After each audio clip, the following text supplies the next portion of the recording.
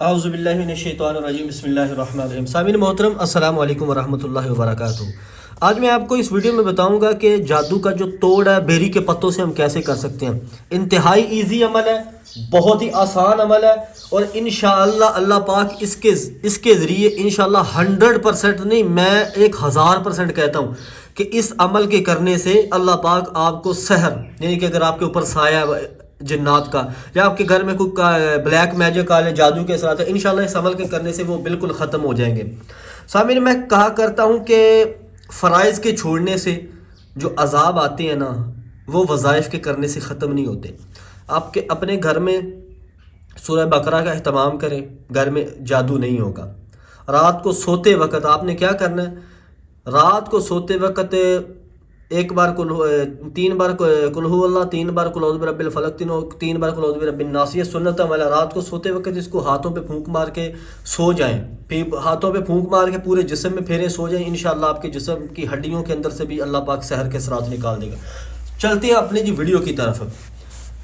بیری کے پتوں سے آپ نے کیسے علاج کرنا ہے تو یہ میں آپ کو بتاتا چلتا ہوں کہ بیری کے آپ نے 7 پتے لینے ہیں، ٹھیک ہے؟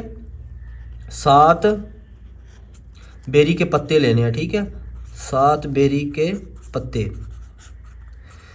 یہ آپ نے 7 بیری کے پتے لے لینے ہیں، اور ایسے پتے لینے ہیں کہ جن کے اندر کوئی سوراخ نہ ہو، ٹھیک ہے؟ جن پتوں کے اندر کوئی سوراخ نہ ہو وہ پتے آپ نے لینے ہیں بیری کے، ٹھیک ہے؟ 7 پتے لینے ہیں آپ نے وہ، اور ان پتوں کے اوپر آپ نے دم کرنا ہے کس چیز کا؟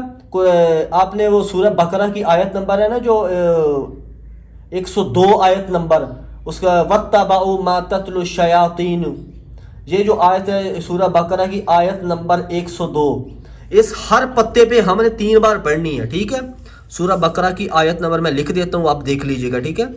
سورہ بقرہ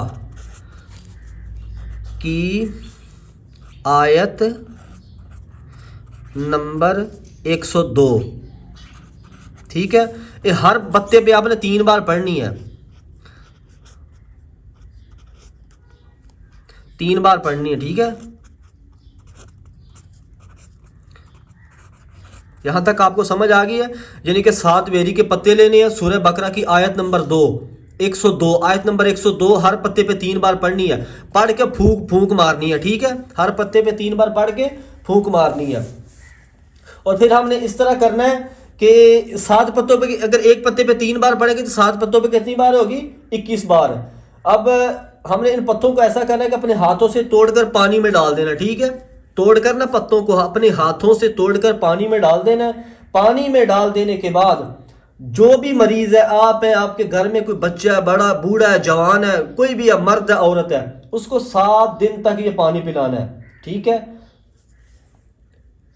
پتوں کو توڑنا ہے، پتوں کو توڑ کے اپنے پانی میں ملا لینا۔ آپ کے گھر میں کوئی بھی جو مریض ہے اس چیز کا، اس کو آپ نے پلانا، چاہے اس کے اوپر جادو کے اثرات ہے یا سحر ہے، اس کو یہ پلانا ہے، انشاءاللہ اس کا جادو جاتا رہے گا۔ 7 دن تک آپ نے یہ پلاتے رہنا ہے۔ اس کے علاوہ اگر آپ کے گھر میں لگتا ہے کہ گھر میں اثرات ہو سکتے ہیں سحر کے، گھر میں اثرات ہو سکتے ہیں سحر کے، تو آپ ایسا کر سکتے ہیں کہ گھر میں یہ پانی چھڑک سکتے ہیں، دکان میں چھڑک سکتے ہیں، ٹھیک ہے؟ اپنے کسی بھی گھر، اپنے جس جگہ بھی آپ کو لگتا ہے نا کہ میرے گھر میں اثرات ہو سکتے ہیں، آپ اسی جگہ اس کو استعمال کر سکتے ہیں۔ انشاءاللہ اس چھوٹے سے عمل سے اللہ آپ کے گھر میں برکت رحمت نازل کرے گا، ٹھیک ہے؟ اپنی دعاؤں میں ضرور یاد رکھیں، چینل کو سبسکرائب کرنا نہ بھولیے گا، اور ویڈیو کو لائک کرنا اور بیل نوٹیفیکیشن کو آن کرنا۔ السلام علیکم ورحمۃ اللہ وبرکاتہ۔